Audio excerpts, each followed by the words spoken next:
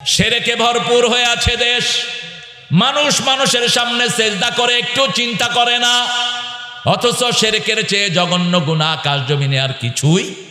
শিরক ছাড়বেন, জান্নাত দিবেন কে? শিরক নাই যেখানে জান্নাত আছে সেখানে। এখন শিরকই তো বুঝে না। এখন মুসলমানরা সারা পৃথিবীতে বহু জায়গাতে বিভিন্ন পীর খানকা বানিয়ে নিয়েছে, একটার জন্য একখানে যায়। ঠিক না ঠিক? একজন বলছেন দুর্গা আমাদের দেশে আসলে আমাদের ফলন বৃদ্ধি হয়ে যাবে। দেশের অস্থির অবস্থা দুর্গা এসে ঠান্ডা করে দিবে। আরো আসতে কন্যা নাউজুবিল্লাহ। আল্লাহ আমার এই ভাইটাকে আপনি শিরক মুক্ত ঈমান দান করেন। আল্লাযীনা আমানু ওয়া লাম ইয়ালবাসু ঈমানাহুম বিযুলমিন উলাইকা লাহুমুল আমান ওয়া হুম মুহতাদুন। কোন সূরা? সূরা আনআমে আল্লাহ বলছেন আল্লাযীনা আমানু, যারা ঈমান এনেছে, ওয়া লাম ইয়ালবাসু ঈমানাহুম, তাদের ঈমানকে পোশাক পরায় নাই জুলুমের। কোন জুলুম? সবচেয়ে বড় জুলুম কি? ইন্না শিরকা লা যুলমুন। শিরকের চেয়ে বড় জুলুম আর কিছুই। লোকমান তার সন্তানকে ওসিয়ত করছেন, ইয়া বুনাইয়া লা তুশরিক বিল্লাহ ইন্না শিরকা লা যুলমুন আযীম। একজন সাধারণ লোক, একজন কালো চামড়ার ইয়েমেনের লোক ছিলেন তিনি। তিনার কথাগুলোকে আল্লাহ কোরআনে সূরা আকারে আমাদেরকে দান করে দিয়েছে। ধর্মীয় কারণে কাউকে বাপ ডাকা হারাম। রাসূল নিষেধ করেছেন, বুখারীর বর্ণনায় বলেছেন, যে নিজের বাপ ছাড়া অন্যকে বাপ ডাকে জাহান্নামে সে তার জায়গা করে নেয়। খবরদার, আরেকজনকে বাপ ডাকবেন না। বাপ এত সহজ জিনিস না। আমার দয়াল বাবা, খাজা বাবা, মুসলমানরা পড়ছে সব পুরুষ বাবা লয়া, আর হিন্দুরা পড়ছে সব মহিলা মা লয়া। কালীমা, দুর্গা মা, লক্ষ্মী মা, যত মা আছে সব হ্যানে, আর যত বাপ আছে সব হ্যানে। খবরদার, এগুলো থেকে ফিরে আসতে হবে। রাসূল সাল্লাল্লাহু আলাইহি ওয়াসাল্লামের একজন পালক পুত্র ছিলেন, সেটাও নিষেধ করে দিয়েছেন কে? তা আমরা কোরআন মেনে চলবো তো? কোরআন মানতে চান তো? লাদাইনা কিতাবুন ইয়ানতাকু বিল হক। সূরা মুমিনুনের ভিতরে আল্লাহ বলছেন, একটা কিতাব দিয়েছি, এটার ভিতরে হক, শুধু কি হক, না হক কিছুই নাই। পৃথিবীতে এরকম আর কারো কাছে কিতাব নাই। খ্রিস্টানরা বলতে পারবে না আমাদের কিতাবে যা কিছু আছে সব হক। তাদের ওখানে এমন একটা অধ্যায় আছে যে অধ্যায়টা মেয়ে তার মায়ের সামনে পড়তে পারে না, ছেলে তার বাপের সামনে পড়তে পারে না। সেখানে একদম নোংরা। এই নোংরামির কারণেই অনেক চার্চে আপনারা দেখবেন উলঙ্গ ছবি আঁকা থাকে। হিন্দু ভাইদের গীতা 60টা বইয়ের ভিতরে সবচেয়ে বিশুদ্ধ 3-4টা বই তারা মনে করেন। সেগুলোর ভিতরে অনেক ভুল ত্রুটি আছে না নাই? কিন্তু এই কোরআন এমন এক কিতাব, লেখক বলছেন যালিকাল কিতাবু লা রাইবা ফীহি হুদাল লিল মুত্তাকিন। This is the book, no doubt in it, beyond doubt. কোনো সন্দেহই নাই, ভুল তো দূরের কথা।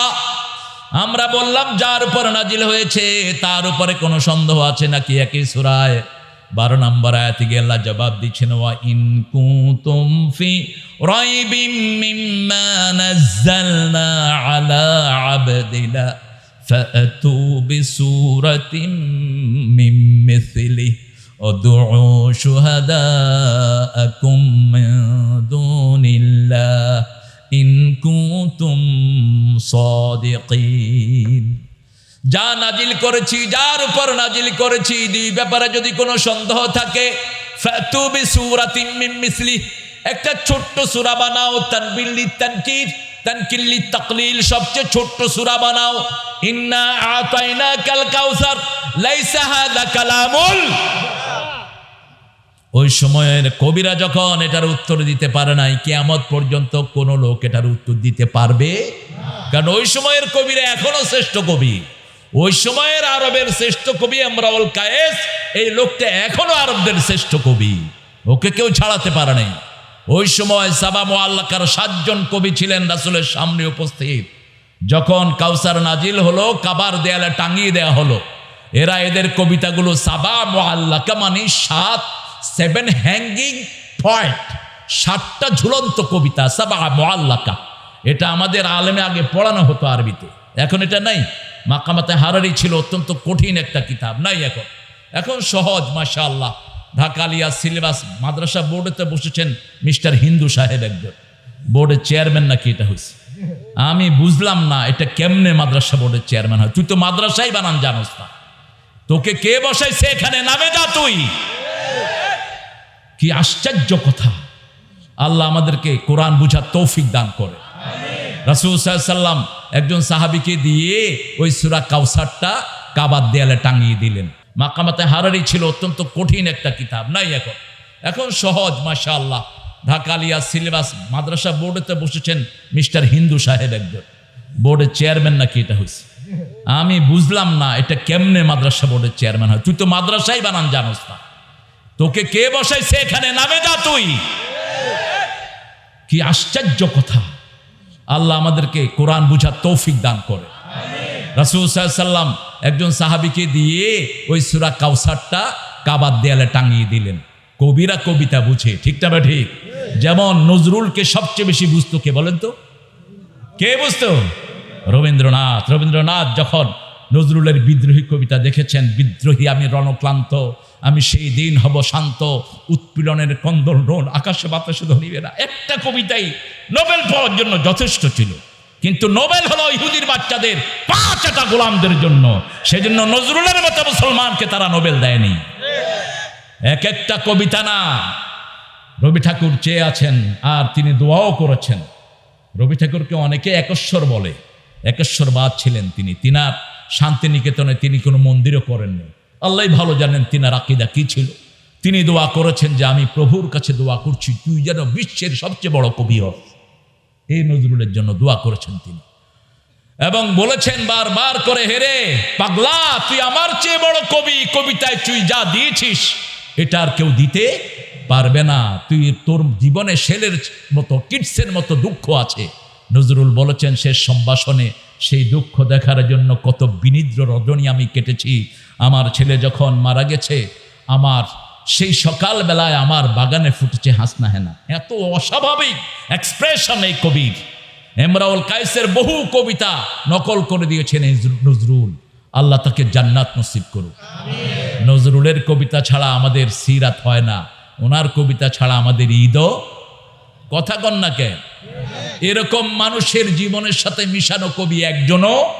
হিন্দুদের পূজাতে কখনো রবি ঠাকুরের গান বাজে না, পূজা ভিত্তিক কোনো গান নেই, কিন্তু হিন্দুদের পূজাতেও নজরুলের গান আছে না নাই? ভজন লিখেছেন, অনেক অনেক ভজন তিনি লিখেছেন। আমি এখানে পড়া শুরু করলে আপনারা কেবেন হুজুর কি শুরু করছে, আমি সেদিকে যাব না। তিনি যখন আল্লাহকে নিয়ে লিখেছেন, একজন আলেম এরকম লেখা লিখতে পারবে না, আলেম ফেল। আল্লাহ আমার প্রভু, আমার নাহি নাহি ভয়, আমার নবী মোহাম্মদ যাহার তারিফ জগতময়। আল্লাহ আমার প্রভু, আমার নাহি নাহি ভয়, আমার কিসের শঙ্কা, কোরআন আমার ডঙ্কা, ইসলাম আমার ধর্ম, মুসলিম আমার পরিচয়। আহা কি লেখা!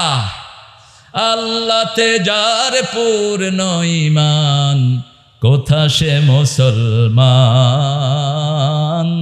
কোথা সে মুসলমান, কোথা সে মুসলিম। আল্লাহ ছাড়া ত্রিভুবনে ভয় করিত না যারা, দার দিন দিন রবে কাঁপিত দুনিয়া, জিন পরি ইনসান, কোথা সে মুসলমান,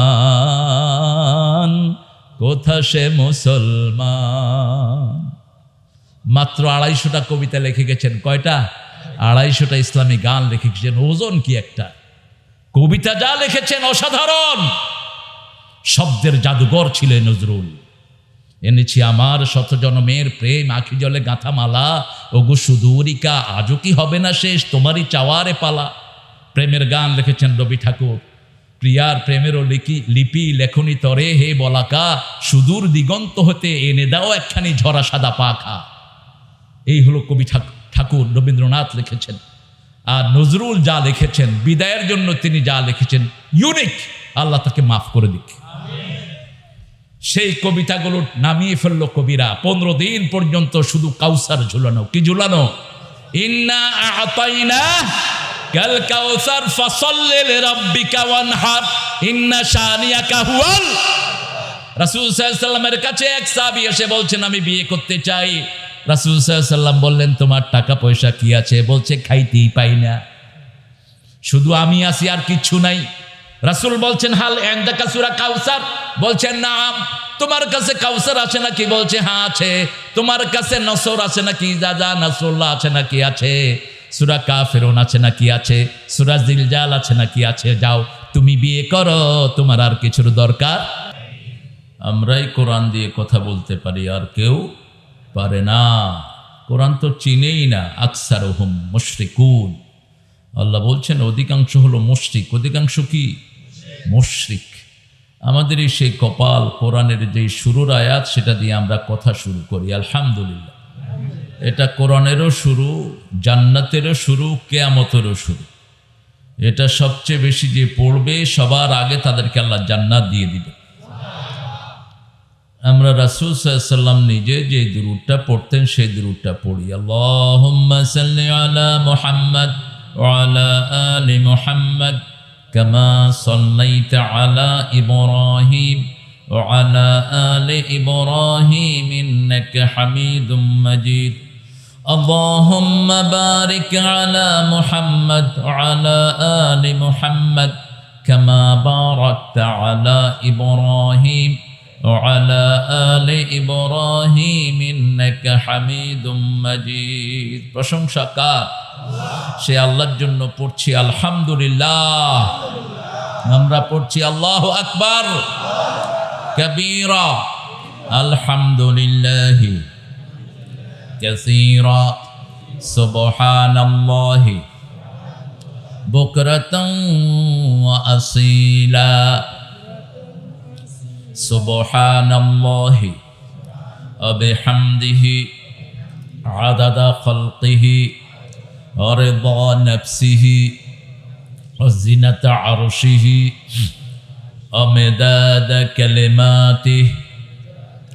লাকাল হামদ বিল কুরআন, লাকাল হামদ বিল ইসলাম, লাকাল হামদ বিআসমাইক হুয়া লাকা সাম্মাইতা বিহি নাফসাক, লাকাল হামদ ইয়া রাব কামা ইয়ানবাগি লিজালালি ওয়াজহিক ওয়া আযীমি সুলতানিক। প্রশংসা করলাম কার? খুশি না বেজার?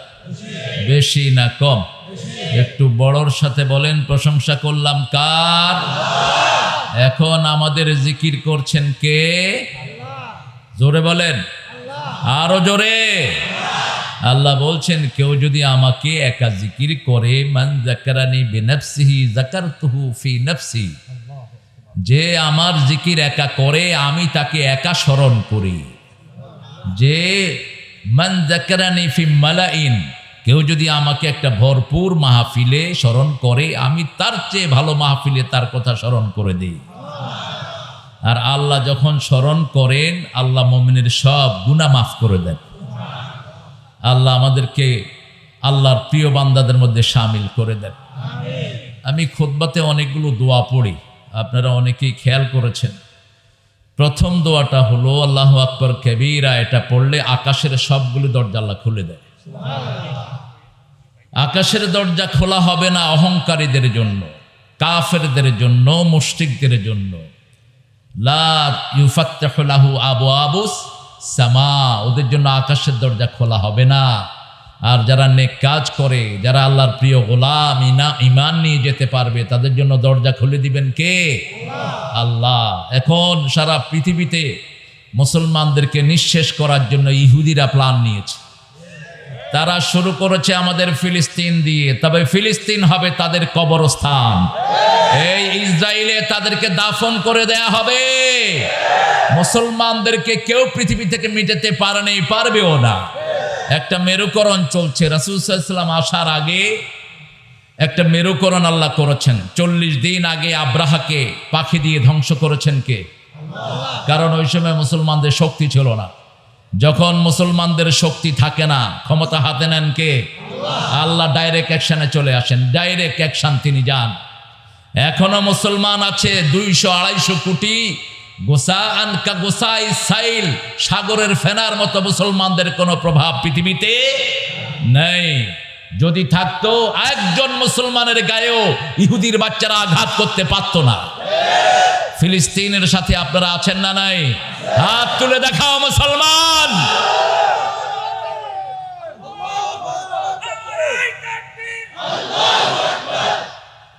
আল্লাহ আমাদেরকে কবুল করুন। রাসূল সাল্লাল্লাহু আলাইহি ওয়াসাল্লাম বলতেন, আল ঈমান বিশ-শাম, আখিরাতের শেষ অর্থাৎ দুনিয়ার শেষ পর্যায়ে ঈমান থাকবে সিরিয়াতে। কোথায় থাকবে? কোরআন থাকবে কোথায়? সিরিয়াতে। রাসূল সাল্লাল্লাহু আলাইহি ওয়াসাল্লাম শুয়ে আছেন, তিনি বললেন, আমি স্বপ্ন দেখছি আমার মাথার পাশ থেকে ইমাদুল কোরআন, কোরআনের পিলারটা উঠিয়ে নেওয়া হচ্ছে। আমি তাকিয়ে আছে, এটা নিচ্ছে কোথায়? আমি দেখলাম এটা আকাশে উঠিয়ে নিয়ে এটা সিরিয়াতে আল্লাহ গেড়ে দিয়েছেন। এখন দেখেন সিরিয়ার লোকদের ঈমান কি। সিরিয়া হলো হাদিসের ভাষায় শাম। কি নাম? শাম হলো 5টা দেশ নিয়ে। কয়টা? 5টা। এখনকার ফিলিস্তিন, ইসরায়েল, জর্ডান, লেবানন এবং বৈরুত, এই 5টার অংশ। এরপরে মিশরের একটা অংশ আছে, টার্কির একটা অংশ আছে। এই পুরা জায়গাটার নাম হলো শাম। রাসূল বলতেন, ফাতুবা আলি শাম, এই শামের জন্য সুসংবাদ। ঈমান থাকবে শামে, কোরআন থাকবে শামে। যারা শামের বিরুদ্ধে যাবে তারা বেঈমান হয়ে দুনিয়া থেকে যেতে হবে। আল্লাহ আমাদেরকে শামের সাথে থাকার তৌফিক দান করেন। এটাকে কখনো কাফেররা হাতে নিতে পারবে? বাইতুল্লাহ হেফাজত করেছেন কে? একই লাইনে বাইতুল মুকাদ্দাসের কথা বলেছেন কে? সূরা বনী ইসরাঈলের একদম প্রথম লাইনে, সুবহানাল্লাযী আসরা বিআবদিহি লাইলাম মিনাল মাসজিদিল হারাম ইলাল মাসজিদিল আকসাল্লাযী বারাকনা হাওলাহু লিনুরিয়াহু মিন আয়াতিনা ইন্নাহু হুয়াস সামিউল বাসীর। মহাপবিত্র সেই সত্তা, আল্লাযী আসরা বিআবদিহি, যিনি সন্ধ্যার পরে তার বান্দাকে রাতের সফর করিয়েছেন বাইতুল্লাহ থেকে বাইতুল আকসা। লিনুরিয়াহু মিন আয়াতিনা, তিনার নিদর্শন সমূহ দেখানোর জন্য। ইন্নাহু হুয়াস সামিউল আলিম, নিশ্চয়ই তিনি সব শুনেন এবং সব দেখেন। সামিউম বাসীর, সব শুনেন এবং সব দেখেন।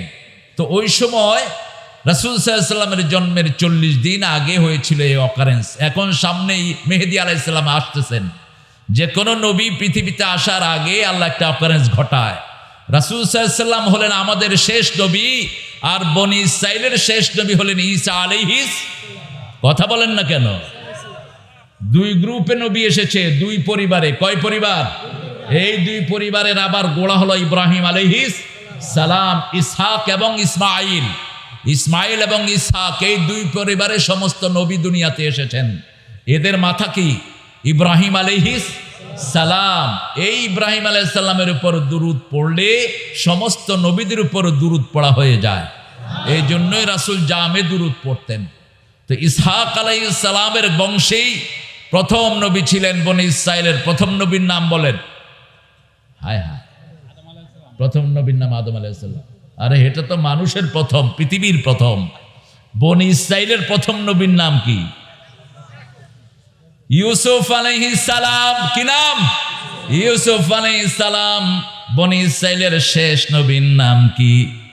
ঈসা আলাইহিস সালাম। আর দুনিয়ার শেষ নবীর নাম কি? মুহাম্মদ সাল্লাল্লাহু। কোন সূরাতে পাওয়া যায়? কোন সূরা? সূরা আহজাব। সূরা আহজাবে আল্লাহ বলছেন, মা কানা মুহাম্মাদুন আবা আহাদিম মির রিজালিকুম ওয়ালাকিন রাসূলুল্লাহি ওয়া খাতামান নাবিয়্যিন ওয়া কানা আল্লাহু বিকুল্লি শাইইন আলিমা। তিনি কোনো স্বাবলম্বী যুবকের পিতা নয়। রাসূল সাল্লাল্লাহু আলাইহি ওয়াসাল্লাম কোনো স্বাবলম্বী যুবকের পিতা নয়। ধর্মীয় কারণে কাউকে বাপ ডাকা হারাম। রাসূল নিষেধ করেছেন, বুখারীর বর্ণনায় বলেছেন, যে নিজের বাপ ছাড়া অন্যকে বাপ ডাকে জাহান্নামে সে তার জায়গা করে নেয়। খবরদার। আরেকজনকে বাপ ডাকবেন না, বাপ এত সহজ জিনিস না। আমার দয়াল বাবা, খাজা বাবা, মুসলমানরা পড়ছে সব পুরুষ বাবা লয়া, আর হিন্দুরা পড়ছে সব মহিলা মা লয়া। কালীমা, দুর্গা মা, লক্ষ্মী মা, যত মা আছে সব হ্যানে, আর যত বাপ আছে সব হ্যানে। খবরদার, এগুলো থেকে ফিরে আসতে হবে। রাসূল সাল্লাল্লাহু আলাইহি ওয়াসাল্লামের একজন পালক পুত্র ছিলেন, সেটাও নিষেধ করে দিয়েছেন কে? তা আমরা কোরআন মেনে চলবো তো? কোরআন মানতে চান তো? এখন যে কোনো সময় আবাবিল আসতে পারে। এখন মুসলমান অসহায়, ফিলিস্তিনের এই ছোট্ট ছোট্ট শিশুদেরকে দেখলে পাথরের চোখেও পানি আসে। এত সুন্দর আল্লাহ তাদেরকে বানিয়েছেন। বারাকনা হাওলাহু, আই ব্লেসড দিস সারাউন্ডিং, আমি এটার চারপাশকে বরকত দিয়ে ভরপুর করে দিয়েছি। সবচেয়ে সুন্দর মানুষ পৃথিবীতে কে ছিলেন? ইউসুফ আলাইহিস সালাম। কোথায় ছিলেন? এই ফিলিস্তিনে।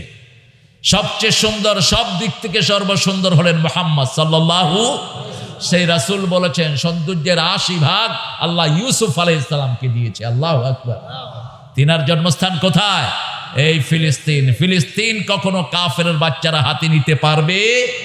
এখনই বোম্বিং এর সময় তারা বলে, মোসাদের যে মেইন মানুষটি, মোসাদের যে প্রেসিডেন্ট, ওই শয়তানটা বলছে, when a bombing we couldn't find any personalities, we see only the shadows। আমরা যখন বোম্বিং করি আকাশ থেকে নিচে কোনো মানুষ দেখি না, শুধু ছায়া দেখি।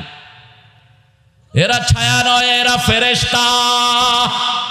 রাসূল সাল্লাল্লাহু আলাইহি ওয়াসাল্লাম বলছেন বাইতুল মুকাদ্দাসের উপর কিয়ামত পর্যন্ত এক ঝাঁক ফেরেশতা এটাকে ঘিরে রাখবে, কারণ এটাও আমাদের কিবলা ছিল। ওই কিবলাকে যিনি হেফাজত করেছেন, এই কিবলাকেও তিনি হেফাজত করবেন। মাহফিলের কিছু ডেকোরাম আদায় করে নিয়ে এত কষ্ট করে আপনি এটা করেছেন।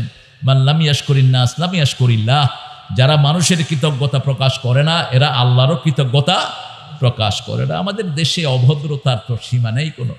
মাহফিলে এখন বহু অভদ্র এসেছে, উঠেই ভাড়া ভাড়া শুরু করে। ব্যাস, উনি কত বড় কুতকুত হয়ে গেছেন তিনি। এসে বেকুব যারা এই আয়োজনটা করেছে তাদের শুকরিয়া আদায় করবে, এটা রাসূলের সুন্নাহ। রাসূল বলছেন মান লাম ইয়াশকুরিন নাস লাম ইয়াশকুরিল্লাহ। যে মানুষের কৃতজ্ঞতা প্রকাশ করলো না, সে আল্লাহরও কৃতজ্ঞতা প্রকাশ করলো না। সিন্দুরিয়া কেন্দ্রীয় কবরস্থান, এই কবরস্থানে যারা শুয়ে আছেন, আল্লাহ সবাইকে জান্নাতুল ফেরদাউস দেন। সবাই আমিন কয়নি? যারা আত্মীয় স্বজন নাই, হে আমিন কয়নি? আল্লাহ হেদায়েত করুক। আমরা আরো জোরে বলেন আমিন। আমরা তো আমিন আলা নবীর উম্মত, ঠিক কিনা? তা আমিন বলতে আপত্তি কোথায়? যা ওয়াফাকাল আমিনু মাআল মালায়েকা গুফিরা লাকা মা তাকাদ্দামা মিন যামবিক। আপনার আমিনের সাথে ফেরেশতার আমিন মিলে গেলে সব গুনাহ মাফ। এবার বলেন আমিন। তিনটা ছেলে একই সাথে মোটরসাইকেলে ছিল, মৃদুল, হৃদয়, মানিক। তিনটা ছেলে এখানে কবরস্থ হয়েছে। আল্লাহ তিনটাকে শাহাদাতের মর্যাদা দেন। তাও আমিন আসতে করল।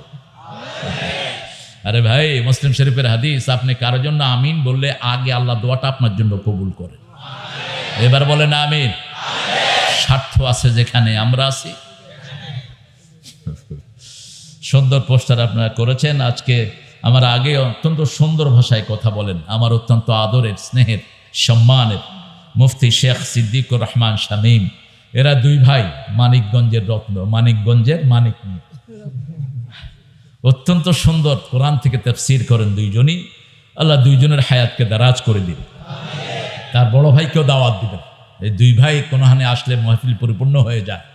আমি যখন আমেরিকাতে ছিলাম বেশ কিছুদিন, তখন আমার বাড়ির মাহফিল সাজিয়েছে এই সিদ্দিক, আমার অত্যন্ত আদরের। আমি মানিকগঞ্জে যখন প্রথম যাই, এর দাড়ি মোছে ওঠে নেই। এবার বুঝেন আমি কত বুড়ো হয়েছি। জনাব মোহাম্মদ পারভেজ দেওয়ান সাহেব আমাদের প্রধান অতিথি, চেয়ারম্যান আসছিলেন, চেয়ারম্যান সাহেব চলে গেছেন ব্যস্ততার কারণে। আল্লাহ তাকে কবুল করুন। তবে থাকবেন চেয়ারম্যান সাহেব। গতকাল মুক্তিযোদ্ধা মন্ত্রী সাহেব ছিলেন আমার মাহফিলে চান্দুরাতে। আপনি নিশ্চয় ওনার চেয়ে বেশি ব্যস্ত না।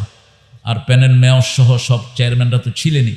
এই জন্য মাহফিলে থাকলেই বরকত। মাহফিলের শুরু থেকে শেষ পর্যন্ত থাকবেন। যখন দাঁড়াবেন, ফেরেশতারা বলবে কুমু মাগফুরাল লাকুম, তুমি দাঁড়াও, তোমার সব গুনাহ মাফ। কোন জায়গায় ছেড়ে যান? এখানে এখন এই এলাকার সব লক্ষ লক্ষ ফেরেশতারা এখানে একত্রিত হয়ে যাচ্ছে।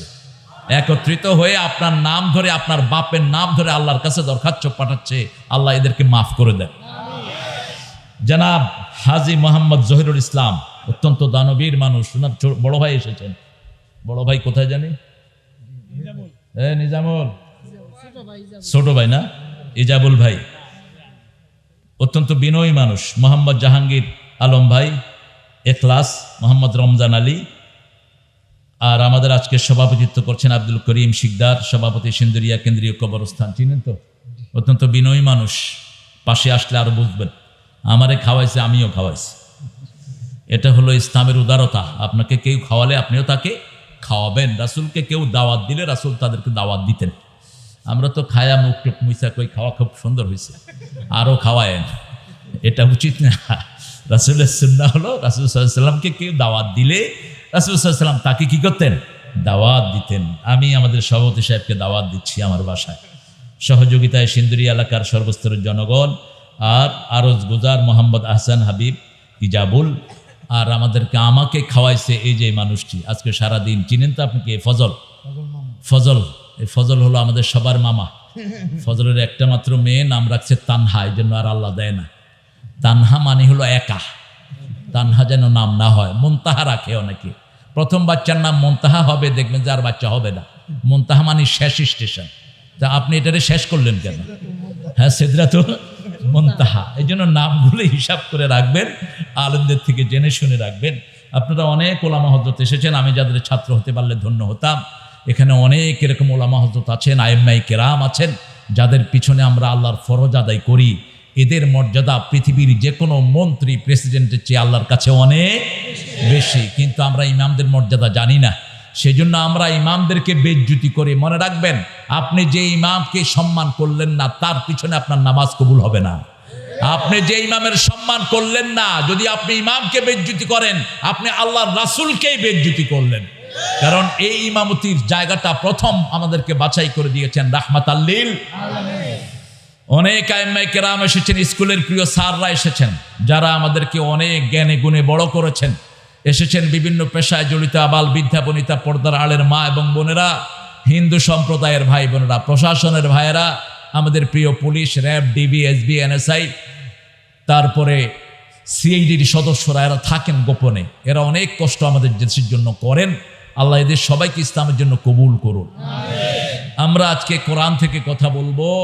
লাদাইনা কিতাবুন ইয়ানতাকু বিল হক, সূরা মুমিনুনের ভিতরে আল্লাহ বলছেন একটা কিতাব দিয়েছি, এটার ভিতরে হক, শুধু কি হক, না হক কিছুই নাই। পৃথিবীতে এরকম আর কারো কাছে কিতাব নাই। খ্রিস্টানরা বলতে পারবে না আমাদের কিতাবে যা কিছু আছে সব হক। তাদের ওখানে এমন একটা অধ্যায় আছে যে অধ্যায়টা মেয়ে তার মায়ের সামনে পড়তে পারে না, ছেলে তার বাপের সামনে পড়তে পারে না। সেখানে একদম নোংরা। এই নোংরামির কারণেই অনেক চার্চে আপনারা দেখবেন উলঙ্গ ছবি আঁকা থাকে। হিন্দু ভাইদের গীতা 60টা বইয়ের ভিতরে সবচেয়ে বিশুদ্ধ 3-4টা বই তারা মনে করেন। সেগুলোর ভিতরে অনেক ভুল ত্রুটি আছে না নাই? কিন্তু এই কোরআন এমন এক কিতাব, লেখক বলছেন যালিকাল কিতাবু লা রাইবা ফীহি হুদাল লিল মুত্তাকিন। This is the book, no doubt in it, beyond doubt. কোনো সন্দেহই নাই, ভুল তো দূরের কথা। আমরা বললাম যার উপর নাজিল হয়েছে তার উপরে কোনো সন্দেহ আছে নাকি? একই সূরায় 12 নম্বর আয়াতে গিয়ে আল্লাহ জবাব দিচ্ছেন, ওয়া ইন কুনতুম ফি রাইবিম মিম্মা নাযালনা আলা আবদিনা ফাতু বিসূরাতিন মিন মিসলিহি উদউ শুহাদাআকুম মিন দুনিল্লাহ ইন কুনতুম সাদিকিন। যা নাজিল করেছি, যার উপর নাজিল করেছি, দুই ব্যাপারে যদি কোনো সন্দেহ থাকে, ফাতু বিসূরাতিন মিন মিসলিহি, একটা ছোট্ট সূরা বানাও। তানবিল লিতানকির, তানকিল লিতাকলিল, সবচেয়ে ছোট্ট সূরা বানাও। ইন্না আতাইনাকাল কাউসার লাইসা হাযা কালামুল। ওই সময়ের কবিরা যখন এটার উত্তর দিতে পারে নাই, কিয়ামত পর্যন্ত কোনো লোক এটার উত্তর দিতে পারবে না। কারণ ওই সময়ের কবিরা এখনো শ্রেষ্ঠ কবি। ওই সময়ের আরবের শ্রেষ্ঠ কবি ইমরুল কায়েস, এই লোকটা এখনো আরবদের শ্রেষ্ঠ কবি, ওকে কেউ ছাড়াতে পারে নাই। ওই সময় সাবা মুআল্লাকার 7 জন কবি ছিলেন রাসূলের সামনে উপস্থিত। যখন কাউসার নাজিল হলো, কাবার দেয়ালে টাঙিয়ে দেয়া হলো, এরা এদের কবিতাগুলো সাবা মুআল্লাকা মানে 7 হ্যাঙ্গিং পয়েন্ট, 7টা ঝুলন্ত কবিতা, সাবা মুআল্লাকা। এটা আমাদের আলেমে আগে পড়ানো হতো আরবিতে, এখন এটা নাই। মাকামাতে হারারি ছিল অত্যন্ত কঠিন একটা কিতাব, নাই এখন। এখন সহজ মাশাআল্লাহ। ঢাকা আলিয়া সিলেবাস মাদ্রাসা বোর্ডেতে বসেছেন মিস্টার হিন্দু সাহেব, একজন বোর্ডের চেয়ারম্যান নাকি এটা হয়েছে। আমি বুঝলাম না এটা কেমনে মাদ্রাসা বোর্ডের চেয়ারম্যান হয়। তুই তো মাদ্রাসাই বানান জানোস না, তোকে কে বসাইছে এখানে? নামে যা তুই। কি আশ্চর্য কথা! আল্লাহ আমাদেরকে কোরআন বুঝার তৌফিক দান করে। রাসূল সাল্লাল্লাহু আলাইহি সাল্লাম একজন সাহাবীকে দিয়ে ওই সূরা কাউসারটা কাবার দেয়ালে টাঙিয়ে দিলেন। কবিরা কবিতা বুঝে, ঠিক না ঠিক? যেমন নজরুলকে সবচেয়ে বেশি বুঝতো কে বলেন তো? কে বুঝতো? রবীন্দ্রনাথ। রবীন্দ্রনাথ যখন নজরুলের বিদ্রোহী কবিতা দেখেছেন, বিদ্রোহী আমি রণক্লান্ত, আমি সেই দিন হব শান্ত, উৎপীড়নের কন্দল রোল আকাশে বাতাসে ধরিবে না, একটা কবিতাই নোবেল পাওয়ার জন্য যথেষ্ট ছিল। কিন্তু নোবেল হলো ইহুদির বাচ্চাদের 5টা গোলামদের জন্য, সেজন্য নজরুলের মতো মুসলমানকে তারা নোবেল দেয়নি। এক একটা কবিতা না। রবি ঠাকুর চেয়ে আছেন আর তিনি দোয়াও করেছেন।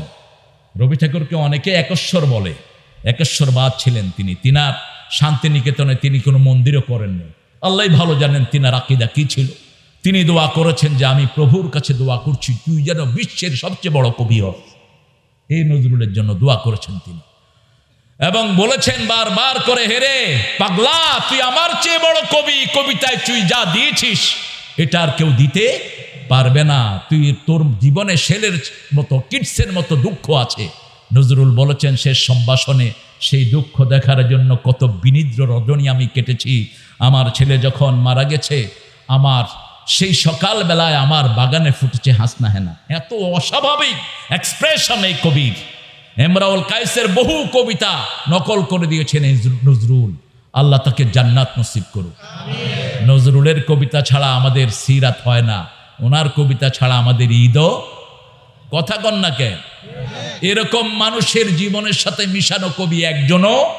হিন্দুদের পূজাতে কখনো রবি ঠাকুরের গান বাজে না, পূজা ভিত্তিক কোনো গান নেই, কিন্তু হিন্দুদের পূজাতেও নজরুলের গান আছে না নাই? ভজন লিখেছেন, অনেক অনেক ভজন তিনি লিখেছেন। আমি এখানে পড়া শুরু করলে আপনারা কেবেন হুজুর কি শুরু করছে, আমি সেদিকে যাব না। তিনি যখন আল্লাহকে নিয়ে লিখেছেন, একজন আলেম এরকম লেখা লিখতে পারবে না, আলেম ফেল।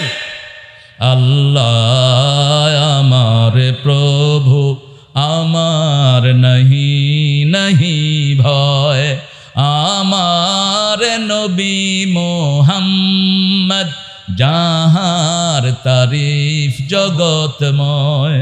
আল্লাহ আমার প্রভু আমার নাহি নাহি ভয়, আমার কিসের শঙ্কা, কোরআন আমার ডঙ্কা, ইসলাম আমার ধর্ম, মুসলিম আমার পরিচয়। আহা কি লেখা! আল্লাহতে যার পূর্ণ ঈমান, কোথা সে মুসলমান, কোথা সে মুসলমান, কোথা সে মুসলিম। আল্লাহ ছাড়া ত্রিভুবনে ভয় করিত না যারা, দার দিন দিন রবে কাঁপিত দুনিয়া, জিন পরি ইনসান, কোথা সে মুসলমান, কোথা সে মুসলমান। মাত্র 250টা কবিতা লিখে গেছেন। কয়টা? 250টা ইসলামী গান লিখে গেছেন। ওজন কি একটা! কবিতা যা লিখেছেন অসাধারণ। শব্দের জাদুঘর ছিলেন নজরুল। এনেছি আমার শত জনমের প্রেম, আখি জলে গাঁথা মালা, ওগো সুদূরিকা আজও কি হবে না শেষ, তোমারই চাওয়ারে পালা। প্রেমের গান লিখেছেন রবি ঠাকুর। প্রিয়ার প্রেমেরও লিপি লেখনি তরে হে বলাকা, সুদূর দিগন্ত হতে এনে দাও একখানি ঝরা সাদা পাখা। এই হলো কবি ঠাকুর রবীন্দ্রনাথ লিখেছেন। আর নজরুল যা লিখেছেন, বিদায়ের জন্য তিনি যা লিখেছেন ইউনিক, আল্লাহ তাকে মাফ করে দিক। সেই কবিতাগুলো নামিয়ে ফেললো কবিরা। 15 দিন পর্যন্ত শুধু কাউসার ঝুলানো। কি ঝুলানো? ইন্না আ'তাইনা কাল কাউসার ফাসাল্লি লিরাব্বিকা ওয়ানহার ইন্না শানিয়াকা হুয়াল। রাসূল সাল্লাল্লাহু আলাইহি ওয়াসাল্লামের কাছে এক সাহাবী এসে বলছেন আমি বিয়ে করতে চাই। রাসূল সাল্লাল্লাহু আলাইহি ওয়াসাল্লাম বললেন তোমার টাকা পয়সা কি আছে? বলছে খাইতেই পাই না, শুধু আমি আছি আর কিচ্ছু নাই। রাসূল বলছেন হাল ইনদাকা সূরা কাউসার? বলছেন নাম। তোমার কাছে কাউসার আছে নাকি? বলছে হ্যাঁ আছে। তোমার কাছে নসর আছে নাকি? যা নাসরুল্লাহ আছে নাকি? আছে। সূরা কাফিরুন আছে নাকি? আছে। সূরা জিলজাল আছে নাকি? আছে। যাও তুমি বিয়ে করো, তোমার আর কিছুর দরকার